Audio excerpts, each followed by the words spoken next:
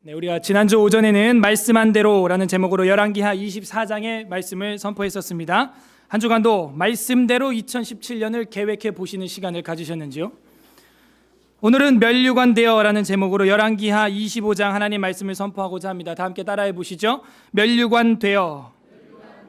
네, 우리는 누구의 면류관입니까? 면류관이라고 하는 것은 왕이 정복, 그러니까 왕의 정장, 왕의 의복을 말하는데 정식 의복을 정복이라고 합니다. 바를 정자를 써서 그 왕의 정복에 갖추어서 함께 쓰는 관, 그것이 면류관이고, 왕의 취임식 때나 아까 여러분이 불렀던 제왕시 시편 2편 같은 거 어찌에 하는 거 있죠? 그 노래를 부를 때 왕의 대관식을 할 때 쓰는 관, 그것이 면류관입니다. 제사 때 쓰기도 하고 전쟁 후 승리 개선 행진을 할 때 쓰기도 하지요. 저는 오늘 탈환과 희생의 상징으로서의 면류관을 좀 의미를 부여하고 싶어요. 개선 행진인 것이죠. 사울 왕의 면류관을 빼앗았던 그 적군의 군인들이 그 왕 머리에 있던 면류관을 쓰고 얼마나 희희낙낙하면서 개선 행진을 했겠어요. 탈환과 희생의 상징이 되기도 한다는 것이죠. 무엇이요? 면류관이요. 여러분은 어떤 사람의, 어떤 기관의, 누구의 면류관이냐 하는 거예요. 우린 누구의 면류관입니까? 어떤 사람은 회사의 면류관일 수 있어요. 회사는 그 사람을 면류관으로 쓰고 있는 것이죠. 어떤 사람은 가정에서 부모의 면류관일 수 있어요. 그 자식은 부모의 면류관이 되기 위하여서 늘 노심초사 조마조마하게 살아가죠. 그래서 사회적으로는 좋은 학벌과 좋은 회사와 좋은 지위를 얻었지만, 그래서 어디를 가도 엄마 아빠의 자랑거리로 나의 이름이 거론되고 하지만 사실 그 마음에 진정한 평안이 있을까 물어봐야 되는 겁니다. 어떤 사람은 학교의 면류관으로 자랑거리인 명물일 수도 있겠어요. 저 지방의 시골에 몇몇 안 되는 학교에서 서울의 스카이 대학에 들어갔다 그러면은 그냥 현수막이 붙어요. 그죠? 현수막. 지금도 학원가에 가면은 우리 학원에서 몇 명이 스카이 갔다, 우리 면류관이다 하는 것이죠. 국가적으로 대내외에서 공적을 쌓아서 면류관이 되어 국가를 빛내는 사람들, 여기에도 있을 수도 있습니다. 우리는 누구의 면류관입니까? 오늘 성경 본문에 보게 되면 이런 긍정적인 의미에서의 면류관도 아니고 부정적인 의미에서의 면류관된 자가 나오는데, 바로 열왕기하 25장에 예루살렘이 그와 같고 시드기야가 그와 같아요. 예루살렘은 마치 바벨론의 면류관처럼 약탈당하여 탈환과 희생의 상징으로 빼앗기는 거예요. 여러분, 예루살렘이 우리는 맨날 들어서 그냥 그런 성이지, 그런 도시지 알고 있는데 그렇지 않습니다. 예루살렘도 난공불락의 성에 못지않는 천연의 요새로 지어진 탈환하기 아주 힘든 그런 성이에요. 그래서 인류 역사상 딱 2번 탈환됩니다. 많이 탈환된 게 아니에요. 그게 서울은요, 너도 밟고 니도 밟고 그냥 다 밟죠, 한 번씩. 근데 이 예루살렘은요 딱 2번 탈환돼요. 이때 한 번, 그리고 나서 AD 70년 로마 군 티투스 디도라고 하는 그 사람에 의해서 한 번. 그래서 그게 얼마나 큰 행사였는지 잔치가 열려요. 로마에 예루살렘 성 탈환한 것이. 그만큼 빼앗기 힘든 성이에요, 예루살렘이. 그런데 오늘 열왕기하 25장에서는 예루살렘은 마치 바벨론의 면류관이 되고, 유다 마지막 왕 시드기야는 바벨론의 마지막은 아니지만 바벨론의 왕 느부갓네살 왕의 면류관이 되고 말았습니다. 비참한 거예요. 이런 면류관은 되기 싫어요. 그러니까 이 면류관이 긍정적인 의미에서 면류관이 있고요, 부정적 의미에서 면류관이 있다니까요. 우리는 누구의 면류관이냐 이거예요. 누구의 자랑입니까? 자신이 소속된 곳이 아닌 적국을 빛나게 하는 면류관이 될 수도 있다는 거예요. 부디 오늘 계시의 말씀을 통해서 하나님의 면류관이 되는 서울에스라교의 모든 성도님들 되시기를 주님의 이름으로 간절히 소망합니다. 열왕기하 25장은 예레미야 52장이랑 같아요. 25를 뒤집으면 52. 예. 그렇게라도 외우라고 제가 억지로 생각을 해봤어요. 열왕기하 25장은 예레미야 어디랑 똑같다고요? 52장이랑 똑같다고요. 그런데 여기 다시 또 기록이 되어 있는 거예요. 예레미야서 52장이 먼저 기록됐는지 열왕기하 25장이 먼저 기록됐는지는 정확한 증거 자료가 아직 발견이 안 돼서 논쟁의 거리가 되고 있습니다. 신학자들 간에. 하지만 어떤 학자 유대 전승의 자료에 의하면 어쨌든 열왕기하서에 예레미야 이름이 없는 걸로 보아 이것도 예레미야가 썼고 예레미야서는 당연히 예레미야가 썼다. 그렇게 보는 관점이 있다고 지난주에 제가 설명을 해드렸죠. 그거는 역대하 36장 12절에 보게 되면은 예레미야 이름이 정확히 나와 있는 것을 지난주에 제가 찾아드렸어요. 여러분 아마 24장 19절 옆에 관주가 되어 있을 겁니다. 지난주 설교를 성실히 적으신 분들은 그죠? 24장 19절 옆에 대하 36장 12절 이렇게 돼 있죠? 돼 있나요? 네. 거기 보면은 여기는 없지만 역대하에 보면 거기 예레미야 선지자 예레미야 이름이 정확히 나온다는 거죠. 그래서 이 열왕기 하서도 예레미야가 썼지 않았을까라고 하는 유대인 학자들의 그 역사적 사료들이 남아 있다는 것입니다. 그래서 이 25장은 느부갓네살 마지막 3차 침입이고 예루살렘 멸망사를 쓰고 있어요. 근데 저는 이 25장을 보면서 뭐가 생각나냐면 열왕기 하가 아니고 열왕기 상 1장이 생각나더라고요. 다 같이 펼쳐봐요. 열왕기 상 1장 1절 다 같이 읽겠습니다. 508페이지 508페이지 열왕기 상 1장 1절 다 같이 읽어볼게요. 시작. 다윗 왕이 나이가 많아 늙으니 이불을 덮어도 따뜻하지 아니한 예루살렘 같아요. 이제 마지막이 된 거예요. 다윗 왕가의 끝을 보는 것 같아요. 열왕기상 1장 1절에는 다윗의 말년에 개인의 종말을 보여주는 구절이었는데 열왕기 하 마지막 장에서는 그 다윗 왕조의 마지막을 보여주는데 느낌이 어떻다? 이불을 덮어도 따뜻하다 따뜻하지 않다. 따뜻하지 않다는 거예요. 혹시 여기 그런 분들 계십니까? 이불을 덮어도 따뜻하지 않은 분들? 예, 전부여 의지 없어서 이제 주님께로 갑니다. 그러니까 어린애들은요 발이요 끈끈이가 붙어 있는 것 같아요. 그냥 미끄럼틀도 그냥 맨발로 가면 딱딱딱딱 잘 붙어요. 발바닥에 땀이 계속 나요. 저는 어젯밤에도 추워 죽겠는데 저희 딸은 덥다고 막 옷을 벗는데요. 아, 이게 나이 차인가? 이불이 덮어서 따뜻하지 아니한지라. 근데 저희 딸은 이 겨울에도 춥다고 그 조끼를 벗어 제끼고 덥다고 그냥 배만 이렇게 덮고 자겠다고 한여름도 아니고. 근데 감기 안 걸려요. 아이들은 아무튼 뭐 이렇게 팔팔 끓어요. 속에서 열이 땀이 나고요. 손발이. 근데 어르신들은 손발이 퍼석퍼석하고 땀이 안 나. 손이 트고 막 바삭바삭하고 막 이래요. 그래서 이 유다 왕조를 보게 되면 마지막 시드기야를 볼 때 다윗의 말년을 보여준 것과 똑같은 수미상관법으로 인클루지오로 끝나고 있는 듯 하다는 거예요. 원래 열왕기 상하서는 하나의 두루마리죠. 우리 한국 성경 또 영어 성경 이런 거는 상, 하 나눠놨지만 원래는 한 통인 것이죠. 그래서 이것을 전체적으로 볼 때 그 수미상관을 보여주고 있다 하는 것입니다. 자, 25장 1절 보겠습니다. 1절 시드기야 제9년 열째 달 10일에 그 10월 10일이네요. 그죠?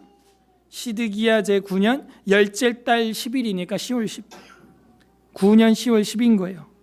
이때가 대략 587년 586년 이렇게 됩니다.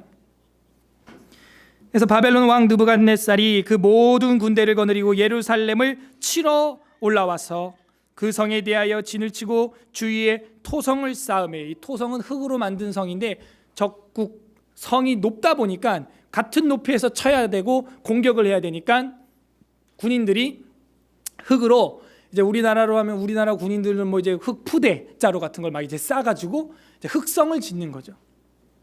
그 같은 높이 올라가야 그 예루살렘 성을 향하여 화살을 쏘거나 공성태를 만들어서 공격을 하거나 여러 가지 전쟁 무기를 사용할 수 있는 위치가 되는 것입니다. 그래서 그 예루살렘 성을 이제는 토성을 쌓았다는 거예요. 2절 그 성이 시드기야 왕 제11년까지 포위되었더라. 그죠?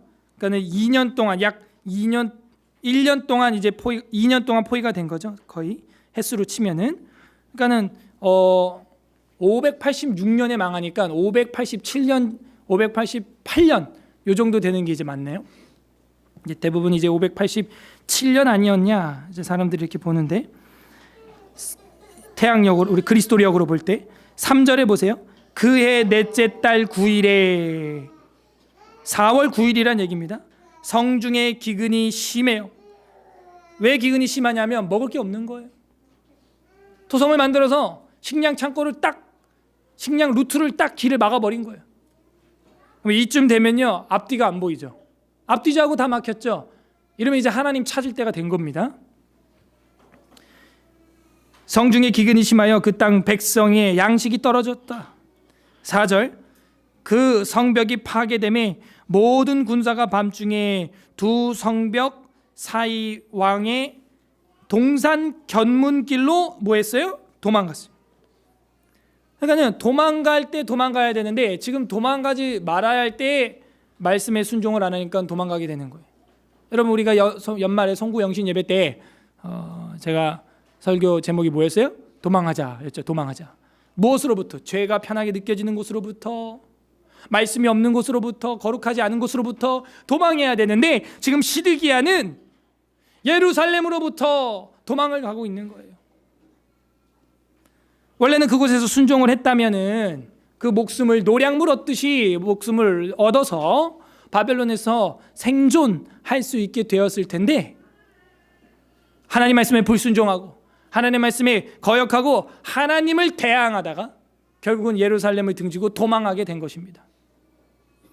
따라해 볼까요? 하나님을 대항하면 도망하게 된다.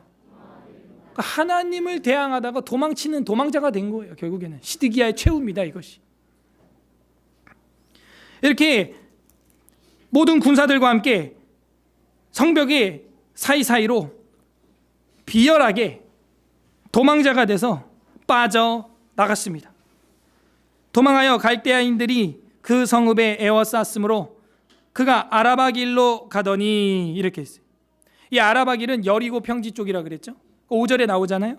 갈대아 군대가 그 왕을 뒤쫓아가서 여리고 평지에서 그를 따라잡음에, 여리고 평지는 건건한 땅이고 마른 땅이기 때문에 누가 도망가면 도망가는 거 저 멀리서도 지평선 끝에서 보이는 거예요. 바로 따라가서 저기 있다 해가지고 바벨론 군대가 따라갑니다. 평지에서 그들을 따라잡으면 어떻게 됐어요? 왕의 모든 군대가 어떻게 돼요? 그를 떠나 흩어져요. 왕을 생명처럼 모셨던 군인들이 이제 자기 목숨 부지하려고 왕을 버리고 도망가는 거예요. 자기와 함께 있던 군대의 끝, 군사의 끝, 정권의 끝이 오는 거예요. 끝은 온다. 끝은 오는 것이죠. 6절, 그들이 왕을 사로잡아 그를 림나에 있는 바벨론 왕에게로 끌고 가매 그들이 그를 신문하니라. 그래서 바벨론 왕을 끌고 가지고 신문하는 거예요. 신문을 하는데 뭐라고 어떻게 했어요? 7절에 보니까 그들이 시드기야의 아들들을 그 눈앞에서 죽이고 시드기야의 두 눈을 빼고 놋사슬로 그를 결박하여 바벨론으로 끌고 갔더라. 아들들을 눈 보는 앞에서 그냥 쳐 죽이는 거예요. 그래서 예레미야 설교할 때 제가 뭐라 그랬어요? 이제 눈이 빠지고 자기의 이제 아들들의 끝, 가족들의 끝이 오고 자기 육체의 끝도 생명의 끝도 이르렀다 했죠. 사람 눈치 보다가 하나님의 가치를 놓쳐버린 사람, 그게 바로 이 시드기야라는 거예요. 따라해 볼까요? 눈치보다 가치를, 그걸 추구해야 되는데 사람 눈치 보다가 눈 빠져버렸어요. 하나님의 가치를 따라가야 되는데 사람 눈치보다 눈 빠졌다니까요. 이게 어디 예언되어 있는가? 에스겔서 12장 펼쳐보세요. 에스겔 우리 설교 다 했죠? 안 했나요? 안 했죠. 예. 에스겔 아직 안 했습니다. 12장 보세요. 에스겔 12장 11절 1165페이지에 보세요. 이게 이제 예루살렘 멸망 전에 에스겔이 예언한 건데요.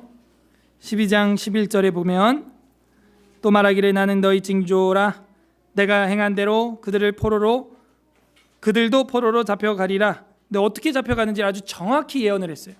12절 다 같이 읽어보세요. 12절 12장 12절 시작. 행장을 그리로 가지고 나가고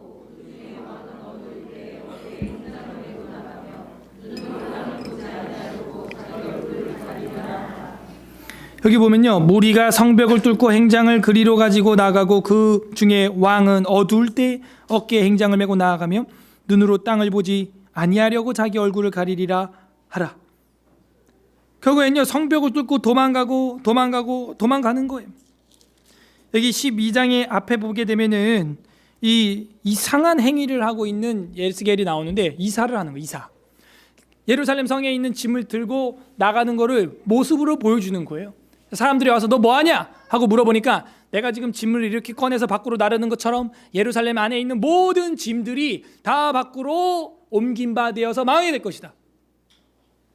그것이 지금 열왕기하 25장의 그대로 시드기야 모습을 통하여 이루어지고 있는 것입니다. 성벽이 파괴되니까 몰래 도망을 가는 거예요. 동상 견문길로 나가는 거예요. 하나님의 말씀대로 되는 거예요. 다발 아도나이 했던 거 지난주에, 여호와의 말씀과 같이 되고야 마는 것입니다. 두 눈은 뽑히고 놋쇠사슬로 그를 결박해서 바벨론으로 끌고 갔어요. 이런 비참한 가운데 시드기야가 처하게 되었습니다. 앞도 안 보이는데 그 무거운 쇠사슬을 몸에 묶어가지고요, 끌고 나갔다고 생각해봐요. 얼마나 비참했을까요? 발가락은 여기저기 돌에 부딪히고 발톱은 깨지고 피는 철철 나는데 앞은 안 보이고 쇠사슬에 묶여서 군인들은 진행을 해나가고 아주 비참하게 끌려가는 거예요. 조용히 겸손히 순종했으면 그냥 생명을 얻었을 텐데, 이렇게 끌고 바벨론 성으로 들어가는 모습을 상상해 보십시오. 바벨론 왕 느부갓네살, 네부카스네자르 2세라고 하는 사람은 어땠을까요? 기분이 시드기야를 면류관처럼 탁 머리에 쓰고 들어가는 거예요. 지금 시드기야는 바벨론 왕 손에 잡혀있는 트로피밖에 안 되는 거예요.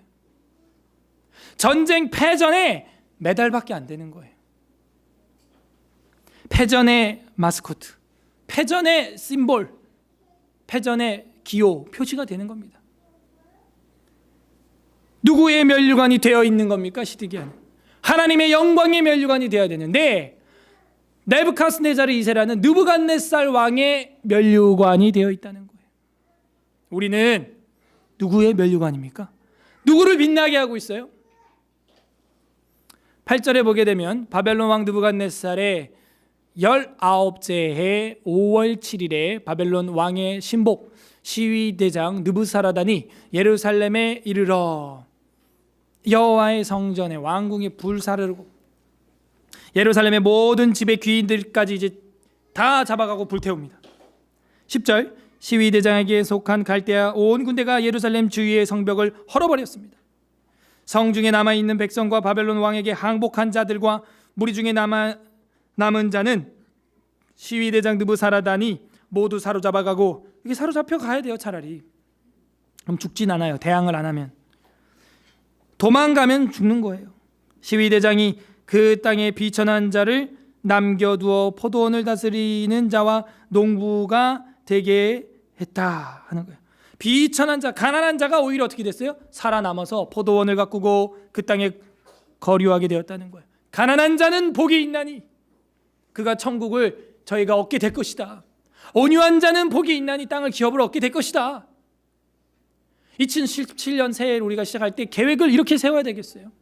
내가 어떻게 살 것인가 쟁취하고 계획하고 점령하고, 그게 아니고요, 가난한 마음으로, 낮은 자의 마음으로, 겸손한 자의 마음으로 살 때 포도원을 다스리는 자가 될 줄로 믿습니다.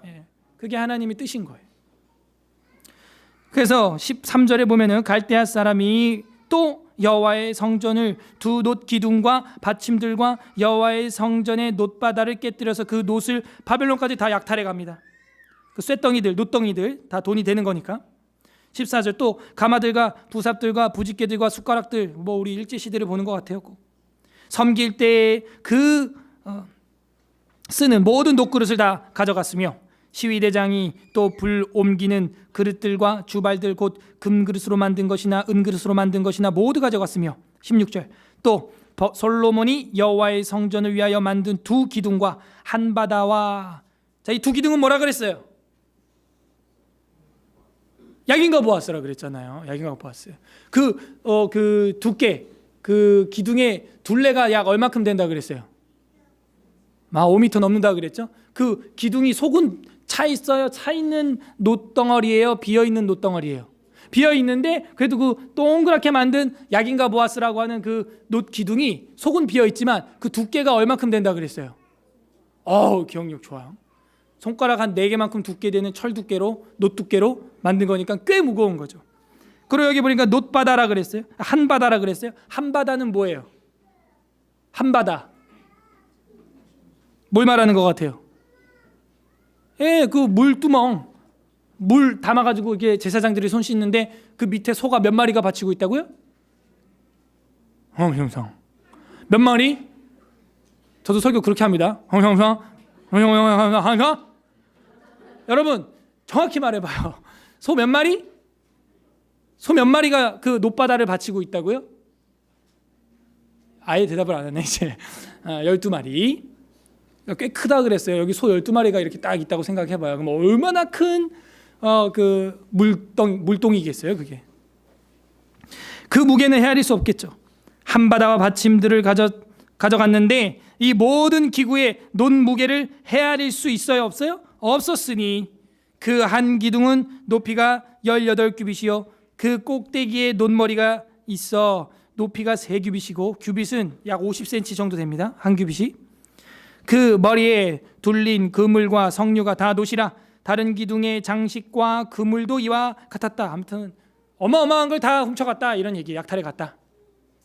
그러니까 국가적 멸망, 국가적 약탈이 일어날 때는요 반드시 우리 역사를 되돌아봐야죠. 우리가 모든 것을 인과응보로 해석할 수는 없겠지만 그래도 참새 한 마리 떨어지는 것도 하나님 뜻이 아니면 떨어지지 않는다는데 한 국가의 흥망성쇠가 어찌 그냥 우연히 일어났겠어요.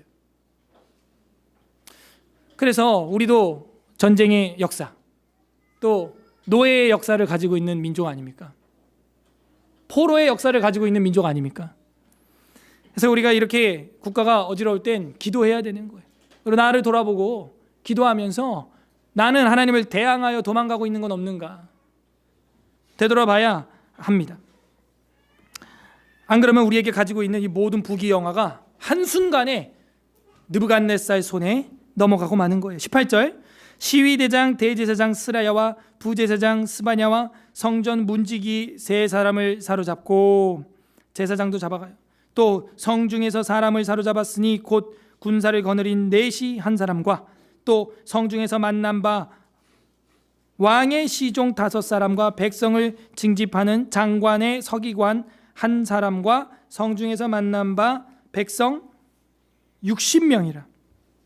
시위대장 느부사라단이 그들을 사로잡아 가지고 림나 바벨론 왕에게 나아가매 바벨론 왕이 하마 땅 림나에서 다 쳐 죽였더라. 이와 같이 유다가 사로잡혀 본토에서 떠났더라. 이게 지금 뭘 보여주고 있는 거예요? 8절부터 21절까지 시드기야의 최후와 그 신하들의 최후를 함께 보여주고 있죠. 아니 순순히 잡혀가면은 노량물 얻듯이 산다며요. 노량물 얻듯이 사는데요 안 살려주고 이렇게 죽이는 애들도 있어요. 그러니까 죽는 사람들이 대체로 보니까 누구예요? 장관들, 관료들이잖아요. 그러면 그 관료들도 죄가 있다 없다? 있다는 것이죠. 무슨 죄일까요? 시드기야가 마음이 왔다 갔다 할 때 어떻게 했어요? 안 좋은 쪽으로 기울게 밀어버린 거예요.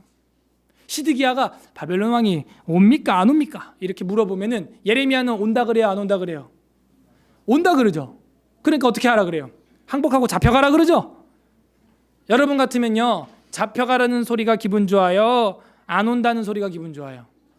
그러니까 사람이요 듣고 싶은 거를 들어야 되는데요 아니 들어야 할 걸 들어야 되는데요 듣고 싶은 거를 듣는 거예요. 그지? 안 오겠지? 예레미야 말이 틀렸겠지? 이래가지고 늘 예레미야 말 하나님 말씀 버리고 안 옵니다 안 옵니다 하는 아첨하는 자들의 말을 선택을 했다는 거예요. 근데 그 선택하게 만드는데 결정적인 역할을 한 사람들이 누구다? 바로 오늘 이렇게 죽어나가는 사로잡혀 본토에서 죽어나가는 본토에서 떠난 바 되는 이 사람들 신하들 장관들 서기관 군인들을 징집할 수 있는 능력을 가진 자 이렇게 명단에 지금 위에 있던 사람들 시위대장 모든 사람들이 시드기야 마음을 우유부단하게 만들었던 사람들이었다는 것입니다. 여러분, 우리는 교회 안에 신앙생활을 하면서 어떨까요? 여기 앞에 히터 좀 꺼주세요. 하나만 키세요. 너무 더운 것 같아요. 우리의 마음을 흔드는데 신앙으로부터 떠나게 흔드는 사람들이 있죠. 믿음으로부터 흔들리게 하는 사람들이 있죠. 그런 사람들로부터 여러분은 도망가야 돼요. 강단에서 선포되는 성경에서 말씀하고 있는 성경 계시의 말씀, 그 하나님의 말씀에 집중하지 않고 그는 목사님 한 소리고 그냥 이렇게 해야 돼. 혹시 그런 마음이 있을까요, 우리한테? 그 마음을 내려놔야 한다는 것입니다. 말씀이 가라면 가는 거고 멈추라면 멈추는 거예요. 잡히라면 잡히는 거예요. 순종하라면 순종하는 것입니다. 그러면 어떻게 돼요? 마침내 복을 받게 되어 있어요. 하나님 말씀한 대로 되어 있다는 것입니다. 되어 있어요. 그래서 자녀들이 부모의 말에 순종할 때 자다가도 뭐가 생겨요? 떡이 생긴다는데? 그러니까 그 무게를 좀 견디면 좋겠어요. 그러면 그 사람은요, 영광의 면류관을 쓰기도 하고 영광의 면류관이 되기도 하는 것이죠. 작년에 우리 교회 개척일날 제가 했던 설교 중에 왕관의 무게를 견디는 교회 이런 설교를 했었어요. 그래서 wear the crown, bear the crown 이런 얘기도 했는데 왕관의 무게를 견뎌야 왕이 되는 겁니다. 그 무게를 견디지 못하면 이렇게 꺾이는 거예요. 시드기야처럼. 그 하나님의 말씀의 무게를 견뎌야 돼요. 그 순종의 무게를 견뎌야 되는 겁니다. 그래야 영광을 봐요. 어르신들의, 장로들의, 고령자들의 인생 노하우의 그 조언의 무게를 견디는 사람, 그런 젊은이들은 형통하게 되죠. 세월을 벌게 되겠죠. 그래서 우리가 장로회 아닙니까? 그 어른들의 노하우와 지혜와 지식과 경험과 이 모든 교회 역사와 이런 것들을 우리가 받아야죠. 그 돈 주고도 못 사는 거 아닙니까?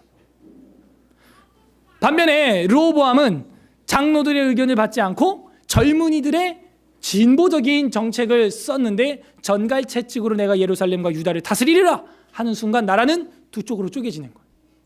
강경책은 강경책을 갖고 오게 돼 있는 거예요. 시드기야는 순종의 무게, 왕관의 무게 견디지 못했습니다. 결국엔 부러지고 만 거예요.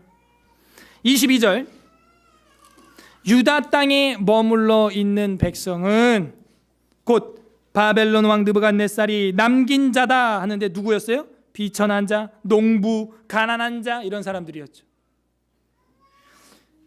유다 땅에 머물러 있는 백성들은 곧 바벨론 왕 느부갓네살이 남긴 자라. 왕이 사반의 손자 아이감의 아들 그달랴가 관할하게 하였더라. 그달랴는 바벨론 왕이 세운 겁니다. 23절, 모든 군대 지휘관과 그를 따르는 자가 바벨론 왕이 그달랴를 지도자로 삼았다함을 듣고 이에 느다니야의 아들 이스마엘과 가레야의 아들 요하난과 느도바 사람 단후메트의 아들 스라야와 마가 사람의 아들 여아사니아와 그를 따르는 사람이 모두 미스바로 가서 그달랴에게 나아가매 그달랴가 그들과 그를 따르는 군사들에게 맹세하여 이르되 너희는 갈대아인을 섬기기를 두려워하지 말고 이 땅에 살며 바벨론 왕을 섬기라. 그리하면 너희가 평안하리라 하니라. 답답하죠. 어떻게 적국을 섬기라고 합니까? 근데 그렇게 하는 게 하나님 뜻이고 그렇게 할 때 겸손해지고 그렇게 할 때 연단되고 정금과 같이 나온다는 거예요. 그러면 어떻게 된대요? 평안하리라, 안녕하리라 하는 것이죠. 25절 7월에 왕족 엘리사마의 손자 느다니야의 아들 이스마엘이 부하 10명을 거느리고 와서 그달랴를 쳐서 죽이고 또 그와 함께 미스바에 있는 유다 사람과 갈대아 사람을 죽인지라. 바벨론 왕이 세운 그달랴가 바벨론에게 복종하고 섬겨라 이랬더니 아까 우리가 읽은 대로 이스마엘이라고 하는, 저번에도 우리가 이거 봤죠. 이스마엘이라고 하는 사람이 10명을 데리고 와서 그달랴를 암살해서 죽인 거예요. 바벨론 왕이 세운 총독을 죽였습니다. 26절, 노소를 막론하고 백성과 군대 장관들이 다 일어나서 애굽으로 갔으니 이는 갈대아 사람을 두려워함이었더라. 애굽으로 가면 어떻게 될까요? 갈대아 사람들이 애굽까지 따라가서 다 죽이게 되는 것이죠. 그러니까 그 순종의 무게를 견디지 못하고 이번에는 이 바벨론 왕이 오냐 안 오냐 하고 물었을 때 뭐라고 말했을까요? 이제 안 옵니다 이랬겠죠. 그랬더니 안 옵니다. 야, 여태껏 온다 안 온다 할 때 계속 와가지고 잡아갔잖아. 근데 왜 이제 와서는 안 온다 그래? 우린 애굽으로 가리라 해가지고 애굽으로 도망을 가버린 거예요. 아니, 온다 할 때는 안 온다 그러더니 이제는 안 옵니다 하고 여기 남아 있읍시다 그러니까는 이제 올 건데 안 온다고 너 거짓말했지 해가지고 그달려 죽여버리고 애굽으로 도망가는 거예요. 하하, 시드기야랑 똑같은 폼이네요. 하나님을 대항하고 도망가고 있습니다. 지금 애굽으로. 이 사람들의 최후는 뻔한 거예요. 인간의 계획, 인간의 생각이 이렇게 근시 아니고 짧다는 거예요. 모를 때는 믿음으로 순종하는 게 최고입니다. 겸손하게 아멘 하는 게 최고죠.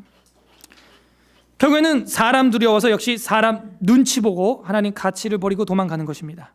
그건 뭐 뻔하죠. 시드기야처럼 눈치 보다가 눈 빠지는 거죠. 자, 마지막 27절은 여호야긴의 회복에 대하여 나오고 있습니다. 27절, 유다의 왕 여호야긴이 사로잡혀 간 지 37년 곧 바벨론의 왕 에윌 무로닥이 즉위한 원년 12월 그달 27일에 그러니까 바벨론 왕이 어떻게 됐어요? 바뀌었어요. 유다의 왕 여호야긴을 옥에서 내놓아 그 머리를 들게 하고. 자, 왕권이 바뀌었는데 대략 한 37년 정도 만에 왕권이 바뀐 거예요.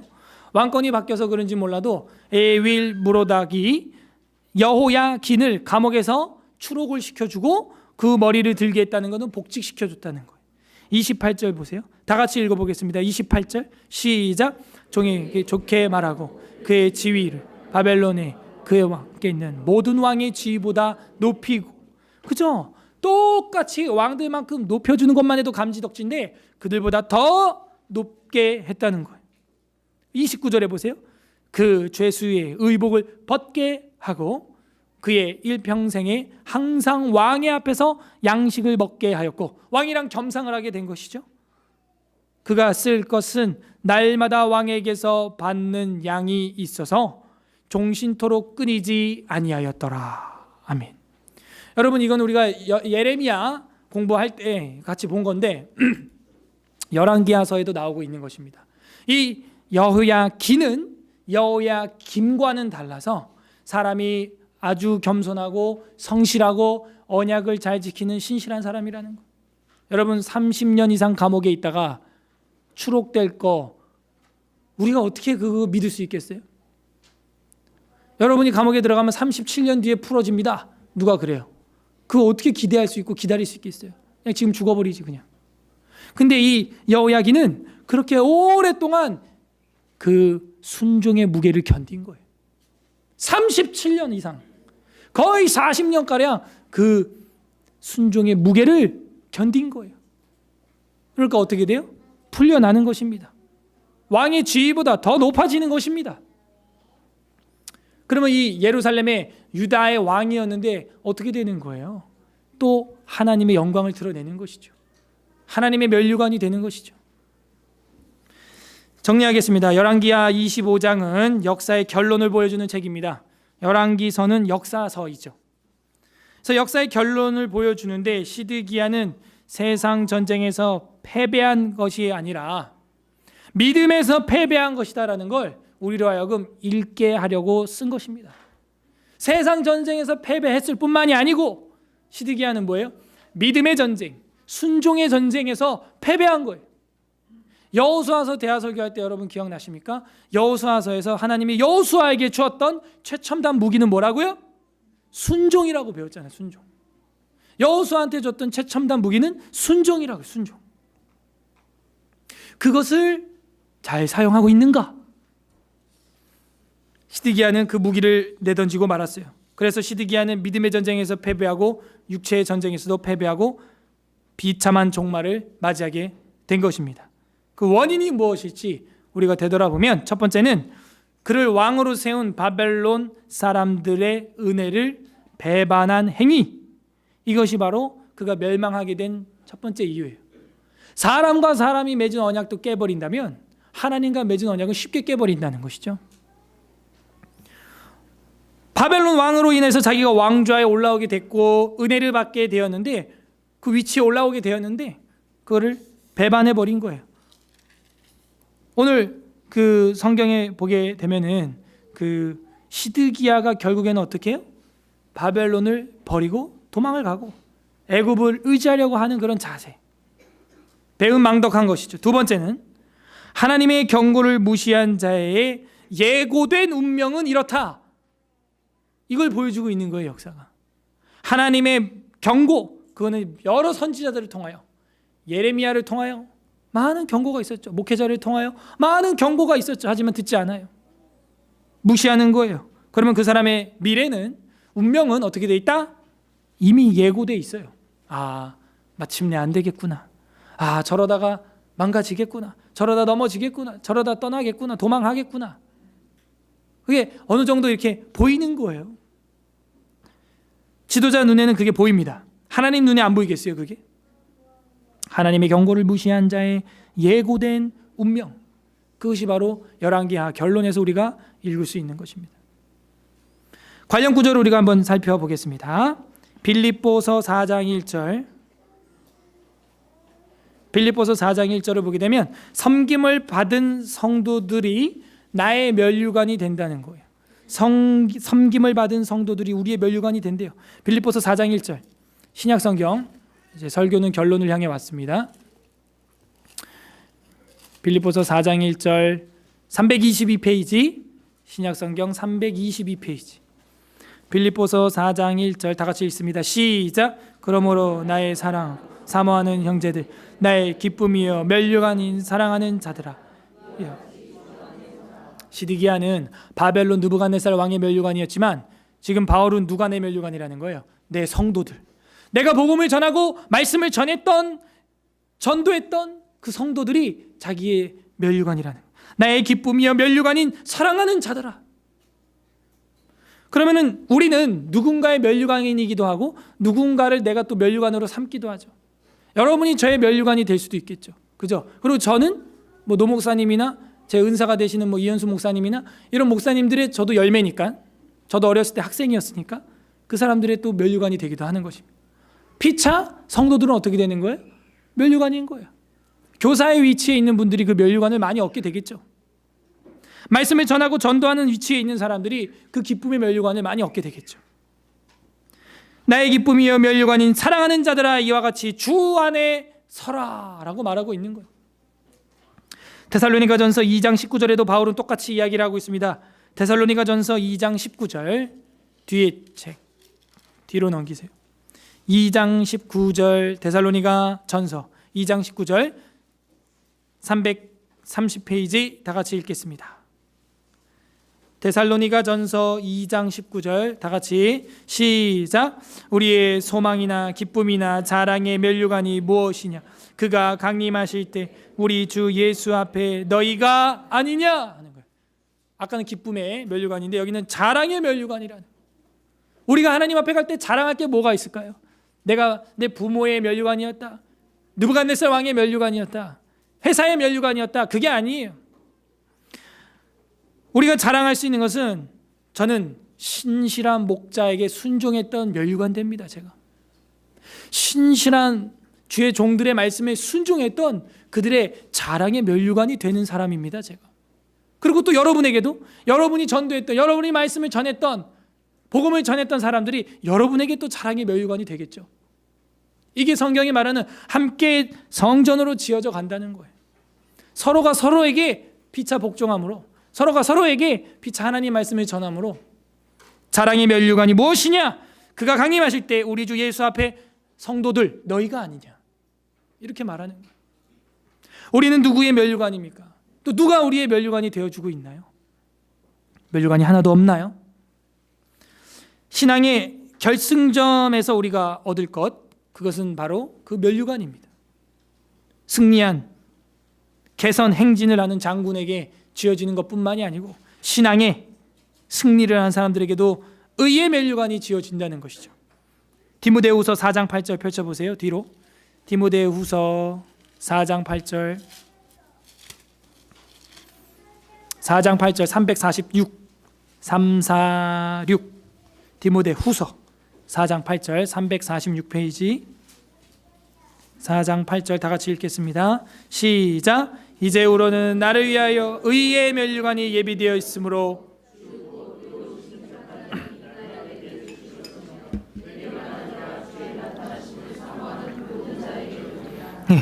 이제는 주님께서 우리를 위하여 의의 면류관을 준비하는데 누구에게 준다는 거예요? 의로운 재판관이 재판하실 때 주는데 주의 나타나심을 사모하는 자에게, 주님이 나타나심, 주님의 오심을 깨어서 갈망하는 자들에게, 그런 사람들에게 임한다는, 하나님의 면류관이 임한다는 거예요. 야고보서 1장 12절 한번 보세요. 야고보서 1장 12절, 히브리서 다음에 있죠. 야고보서 1장 12절.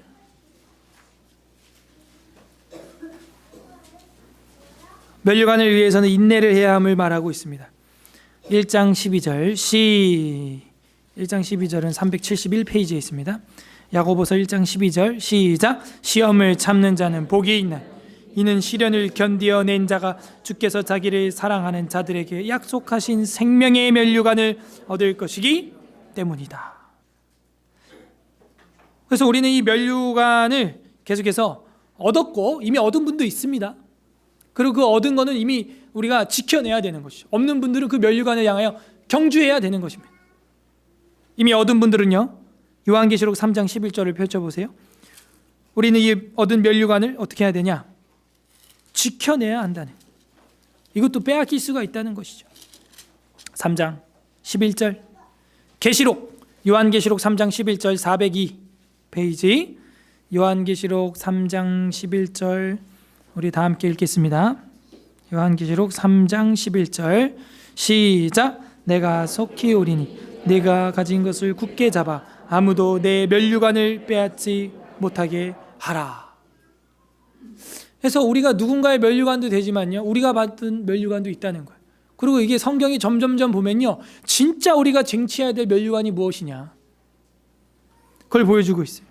바로 예수 그리스도가 우리의 면류관이 되어야 한다는 것이죠. 웨스트민스터 신앙고백서 7장 1항에 보게 되면 하나님의 언약에 이런 말씀이 있습니다. 7장 1항에 보면 하나님과 피조물 사이에는 간격이 너무나 크기 때문에 비록 이성적인 피조물들일지라도 마땅히 하나님을 그들의 창조주로 순종할 의무만 가지고 있다. 그러니까 피조물과 하나님 사이에는 간격이 너무 크다는 거예요. 그러나 그들은 의무 수행의 결과로 그들이 하나님에게서 무슨 축복이나 상급을 얻어낼 수 없답니다.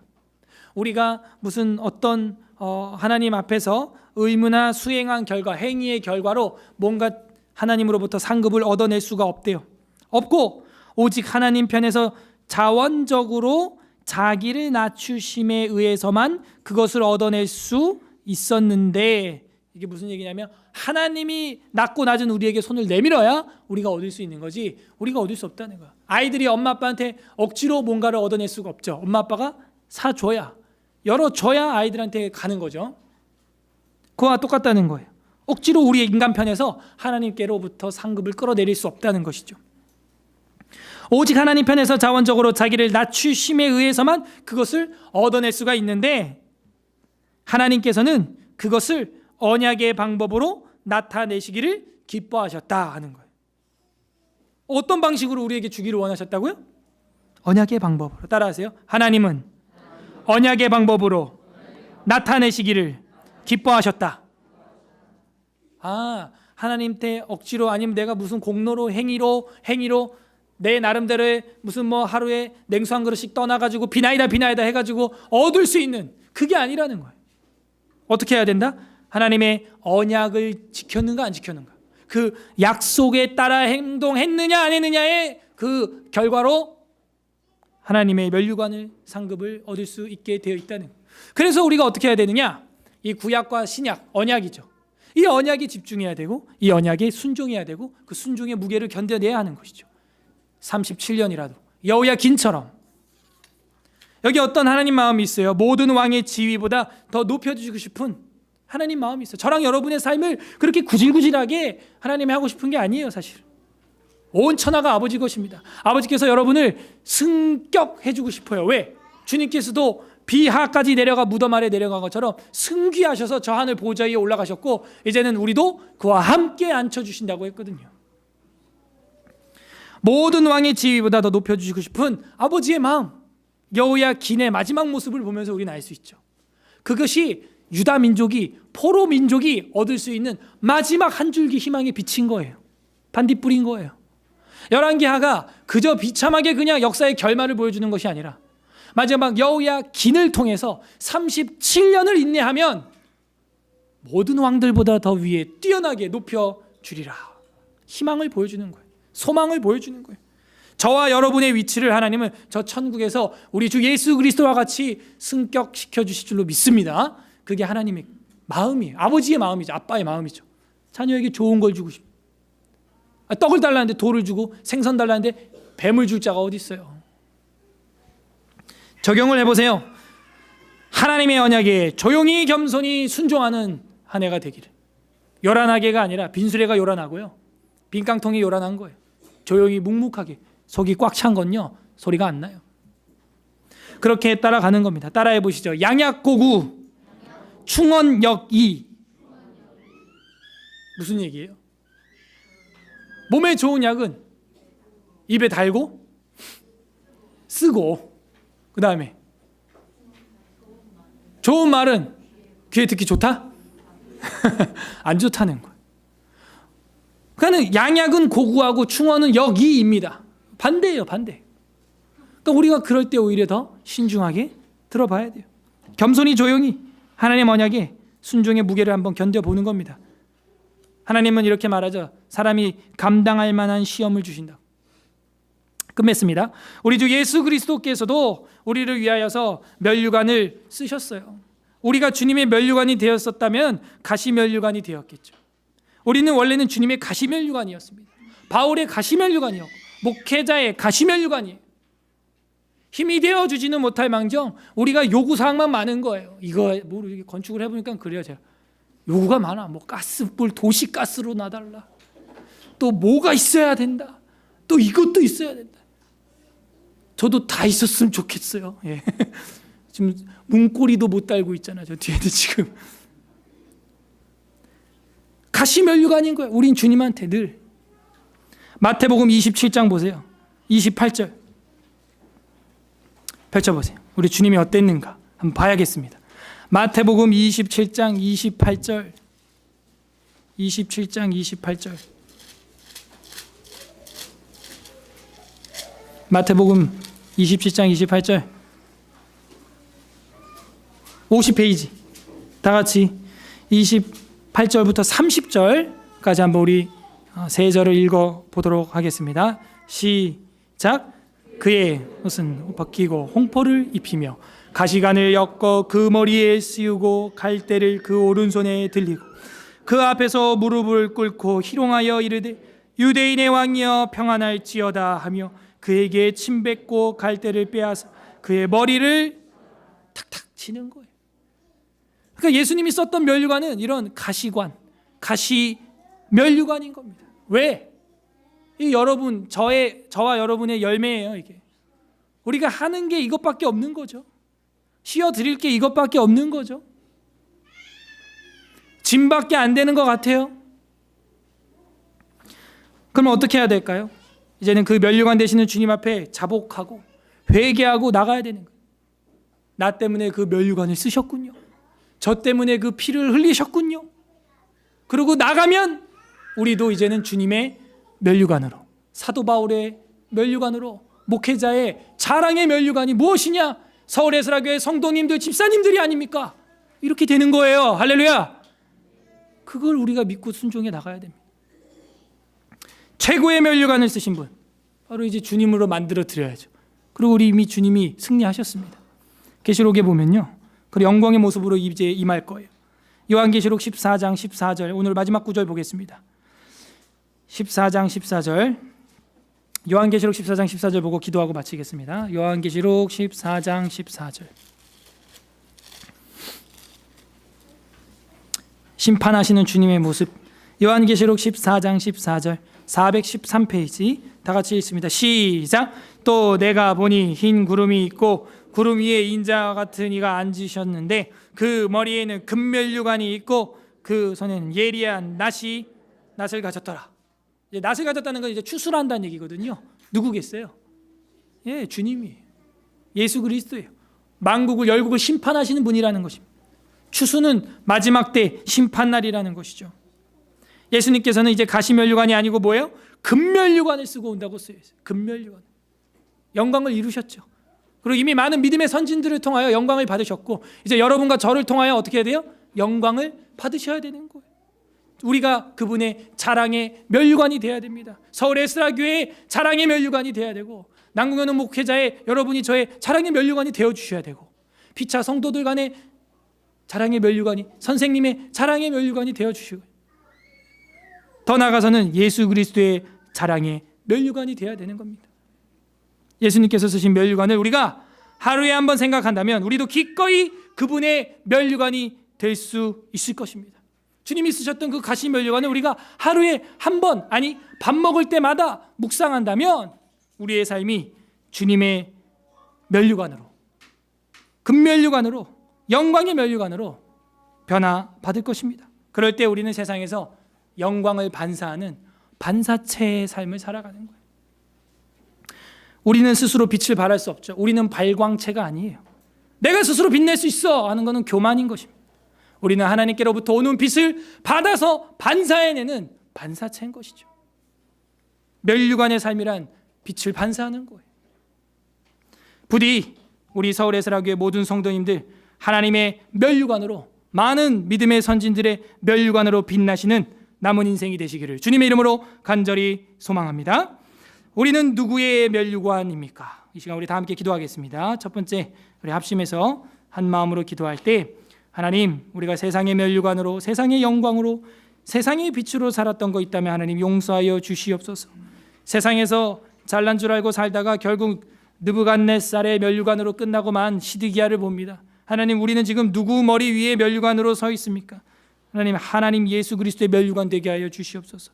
세상과 물질과 자본과 온 세상 문화에 쩌들어서 그 세상을 아름답게 하는 면류관 하나님 앞에 철저히 회개하는 시간 가지시고요. 둘째로 세상에 이제는 우리 나가서 하나님의 면류관으로 하나님의 자랑으로 하나님의 기쁨으로 하나님의 반사체로 우리가 살게 하여 주시옵소서. 그 기간이 여호야긴처럼 길다 하더라도 인내하게 하여 주시옵소서. 하나님의 면류관으로 살게 해달라고 두 번째 기도해 주시고 세 번째는 여호야긴처럼 하나님의 언약에 조용히 겸손히 그 순종의 무게를 견디는 2017년 되게 해달라고 하나님의 교회를 그리스도의 몸된 교회를 묵묵히 사랑하고 이웃을 사랑할 줄 아는 2017년 새해가 될 수 있도록 여호야긴 37년을 감옥에 있었습니다. 우리는 몇 년이 될지 모르지만 하나님 앞에서 묵묵하게 그 순종의 무게를 견딤으로 주님의 면류관이 될 수 있도록 반사체의 삶을 살 수 있도록 우리 다 함께 하나님 말씀 생각하시면서 기도하겠습니다. 기도합니다.